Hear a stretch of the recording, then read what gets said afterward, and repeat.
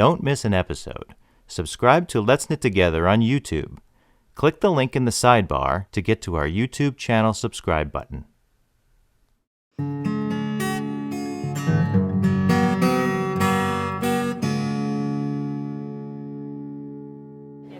How did you get started in the knitting world? I started knitting when I was 6. And a girlfriend's aunt came to Birmingham, and she brought us yarn, and she taught us how to make a garter stitch slipper that was all made in one piece, and then you sewed the toe and the heel together and put a big, huge pom-pom on the front.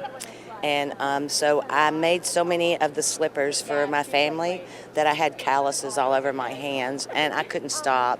And I never put the knitting down after that. I just fell in love and started to explore and wanted different colors mixed together, and I just couldn't stop. I just loved it. Well, how did you get involved then in sort of the yarn business itself?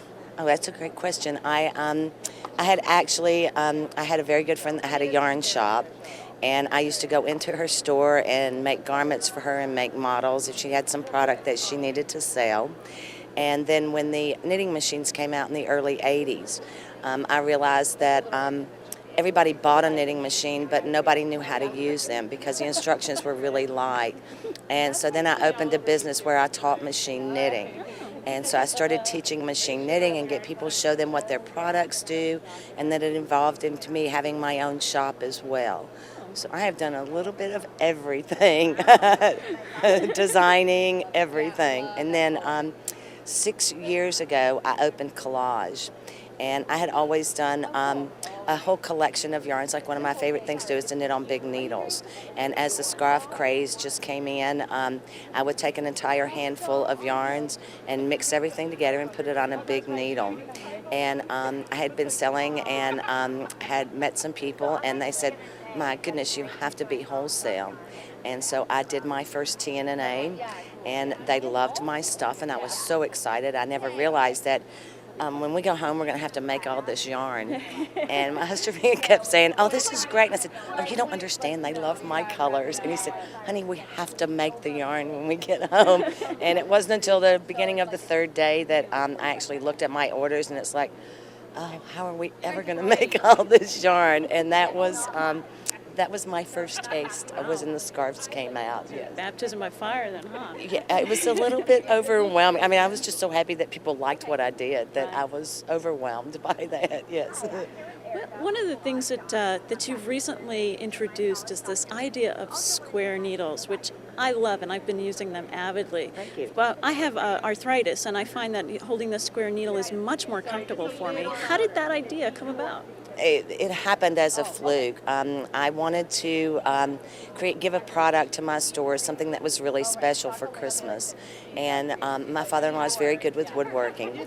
And so I said, I would really like to have rosewood needles for my customers. Would you make those for me? And he sampled all different colors of rosewood and brought them to the house. And it's like, don't worry, I'm going to round them. I just want you to look and pick the color of wood that you'd like. And I picked them up, and it's like, oh my gosh, they're square. And I started knitting with them, and I called all my friends over, and we all started knitting. And it's like, this is so cool. And so he made them as gifts. It was supposed to be a one-time thing. And as soon as the stores got them, then they started ordering them.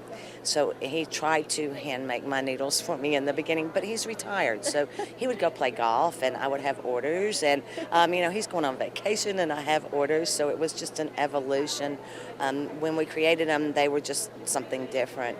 And we started getting, one of our stores had been in an accident. The lady had been in an accident, and she had not been able to knit, and she started using the needles and called and said, "I can't believe it, I can knit again." And so it's like, okay, everybody just be kind of careful. My husband wanted to go ahead and start telling people that. And I held him back for a year. And as we got the testimonies in, arthritis or carpal tunnel, and it would help their hands. And so then I felt comfortable after a year that there might be something to it. And then about a year and a half later, when I come to shows, whether it's a stitches market or a wholesale market with the needles, I always like to have knitting out for people to try. And I had put a swatch on, and with the round needles, I always had to rip it out. So I had a swatch sitting on the table, went to rip it out the next morning. It's like, oh my goodness, all this knitting is consistent. So it's like, it's more uniform stitches. So about a year later, after we had the swatches out for everyone, we said you will have more uniform stitches. So every step of the way, any of the qualities that we have are tried and true and tested in the marketplace. So the benefits just started to appear, huh? They did. I mean, who would have ever known that it was actually a functional product, and that it, aside from being really cool, that it that it helped people to keep knitting, which has been amazing. Yeah, you'd wonder with 1,000 years that knitting has been in place, how come no one ever did that before? I'm still grateful to my father-in-law for not rounding the needles when he brought them to me. And we also do crochet hooks too. And our product now, because we have so many sizes in the wood, one of the things that if you have a wooden square needle is that the wood is going to warp on you. I mean, the tendency of it is after a while it's going to bow. And when we realized that that was happening, then we switched to the metal. But I was at least with the crochet hook, the handle is still rosewood. So I got to keep my original wood into that and also keep that into the crochet hook. And as a crocheter, the handle is really the most important The part. handle is the most important part, and I'll show you what they look like. This is how they look. So they have a nice groove for you to put your hand into. With a good grip. A nice grip. And my hands actually get really fatigued when I crochet, and with the square, they do not get fatigued when I use the crochet hook. So you actually have a place to land the finger. Yeah, it just fits nicely into your hand, and of course it's got the nice rosewood handle, which I like. It's quite lightweight, too. It is. It's very light. Well, let's look at the knitting needles for a second, because you said you've moved to doing metal. We do the metal in those, and it's actually an anodized aluminum is what that is, and what the process is for those. But the circular needles have become really popular too because of the softness of the cord. It is. It's what's called the K cable, and one of the reasons why I would never knit on circular needles is because when you take the cable out of the package and it's all rolled up on itself, and I know that there are things that you could do, the hot water in the microwave, which if I'm traveling in the car and I'm knitting and I take out a pair of needles, I'd really like to use them right then. And so because I didn't like circulars, it was really difficult for us to move into circulars. It was pulling teeth because it's like I don't love them. And so the mission for Mark, my husband, was that for him to find me a cable that out of the package would be flexible enough, and that right out of the package that it wasn't going to curl. Right. And he was able to attain that cord for me. So he got me a nice flexible cord going into that. This is perfect. I mean, I do a lot with the magic loop technique, and with a tough cord, it's almost nearly impossible. It is. But this seems to give you a lot more flexibility. It does, and then we also have all of the sizing is etched into all of our needles because I don't see quite as well as I used to, and so I wanted something like if I pick it up, I want to know exactly what size needle that I have in my hand. So that was really nice, and it will never ever wear off because it's been etched into it. Right. So that's another nice thing. There's no question about what you've got. When you pull it out, you can see what kind of sizing is on that. Otherwise, you're around the house looking for your needle size. Yeah, you have to have that. And because your stitches are going to be so uniform in these, you really need to swatch. It's very hard to go from a size 3 needle, a round needle, to a square needle because your gauge is going to be so uniform and your stitches are going to be so perfect that it's hard to make that transition. And Mark and I had a customer email us, and I wasn't too sure just exactly whether she was happy or unhappy. But she says, I just wanted to let you know that everybody says that my knitting is so perfect now that it looks like machine knitting. And I labored over that for a couple of days, and I thought, well, is she happy or is she angry? And so I reached out to her, and she's like, I'm just amazed. I just thought that you should know that my knitting looks so good now. So that's a nice thing when you get people that say things like that. I've also found that I'm a fairly loose knitter, and I go down a size with collage, but I do get a consistent gauge throughout the project. Whereas usually, if I'm on a different kind of needle, and my purl side will be different. Yeah, and with the squares, it's really hard not to have uniform stitches because of, I guess, the way that they lay in your hand or the way that the sizing is or something. It's really hard for your knitting not to be beautiful. So what's up next for Kollage? Oh my goodness, what's up next? I have this year, expanded sizes. I mean, when our next production comes in, we have really expanded all of our sizes for our square needles. And I also have a new sock yarn.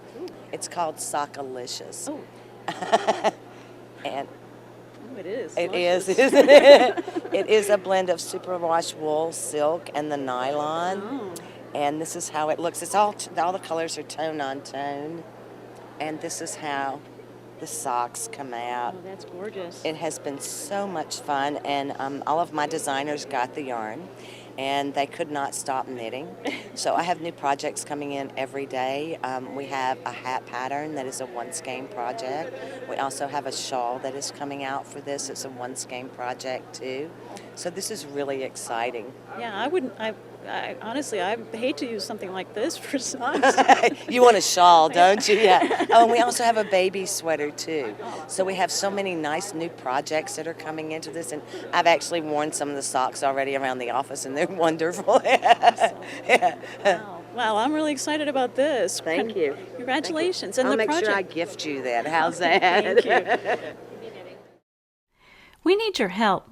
We're trying to become YouTube partners, but we don't have many subscribers over there. If you're a fan of the show, please take a moment to subscribe to our channel. Just click the YouTube button in the sidebar of our website and then click subscribe to Let's Knit Together's channel. Thanks! We won't be having a live show in June due to a family commitment, so our next live show is Saturday, July 30th at 6 p.m. Eastern. Join us to share your latest projects. Go to letsknittogether.com/live for complete details on how to participate. In this episode, Susan talked about this beautiful new sock yarn, Sock-a-licious. It's a blend of merino, silk, and nylon, and it's so squishy. We're going to give away this skein to one lucky person. Just leave a comment at letsknittogether.com for this episode, number 97, with the answer to this question. What is your favorite project to knit in the summertime? On June 30th, we'll pick one random commenter to win this beautiful yarn. This show continues to be supported through the generous contributions of viewers like you. Please consider leaving a donation on the website, and thanks for watching.